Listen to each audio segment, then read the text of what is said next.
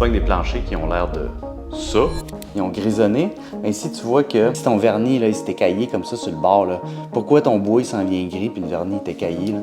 Puis pourquoi tu vois souvent ça devant une fenêtre? Ça, c'est l'humidité ou littéralement de l'eau. Fait qu'on voit souvent ça si quelqu'un a des grosses plantes chez eux. Tu vas voir un rond comme ça, où est-ce qu'il y a la plante? Bien ici, ben, c'est devant la porte patio. Fait que là, devant la porte patio, qu'est-ce qui se passe? Puis il y a de l'eau, il y a de l'humidité. Hein? Encore, on est dans un logement ici, fait que c'est un locataire. Souvent, les locataires, ben, ils laissent ça ouvert, puis il y a de l'humidité qui rentre, ou des fois, c'est froid. Fait qu'il y a de la condensation qui va se faire sur le plancher, où il pleut. Puis là, littéralement, ton plancher, il va venir grisouiller comme ça. Fait que, qu'est-ce qu'on fait avec ça? Tu peux le faire sabler, puis ça va tout partir. Puis là, ben ça, c'est du beau plancher, là. La latte de 2 pouces comme ça, c'est vraiment un beau plancher qui va durer vraiment longtemps parce que c'est du bois franc. Fait que, tu sais, t'es pas obligé de le changer au complet.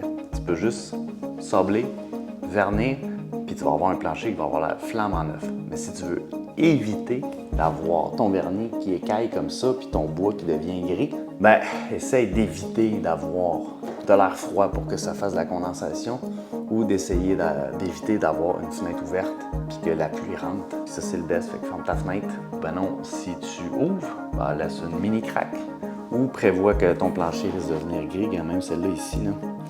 La planche ici est en train de tout craquer. Ou si jamais, justement, t'en as une planche là, qui a l'air de ça, ben des fois, si tu pognes un bon gars de plancher, il va être capable de scier la planche ici, de l'enlever puis d'en remettre un autre.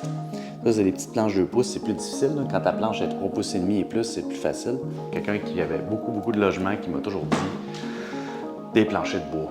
Dans un immeuble à revenu, tu mets toujours des planchers de bois. La durée de vie est meilleure. C'est la même chose qu'avec les armoires que j'arrête pas de dire. Des armoires en bois, ça a une meilleure durée de vie. Puis maintenant, céramique, plancher de vinyle dans les cuisines, ça a une bien meilleure durée de vie. Oublie tes planchers flottants, tu vas être obligé d'échanger, puis ça va te coûter plus cher que si tu mets un plancher de bois. Le plancher de bois, ça te coûte cher sur le coup, mais ça dure tellement plus longtemps. Regarde celle-là, il est des années 70, même 60 ici. Fait que ça veut dire que ça a 60 ans, ce plancher-là. Mets du bois, mets des choses durables dans tes immeubles. Tout ce que tu veux, c'est toujours le prix versus la valeur. Qu'est-ce que tu veux, c'est que ça dure plus longtemps possible dans le temps. Plus que ça perdure longtemps, moins tu as besoin de le changer, puis plus que, en fait, meilleure est ta valeur. Donc, au final, c'est plus payant d'avoir quelque chose de durable que des choses cheap et des coins ronds.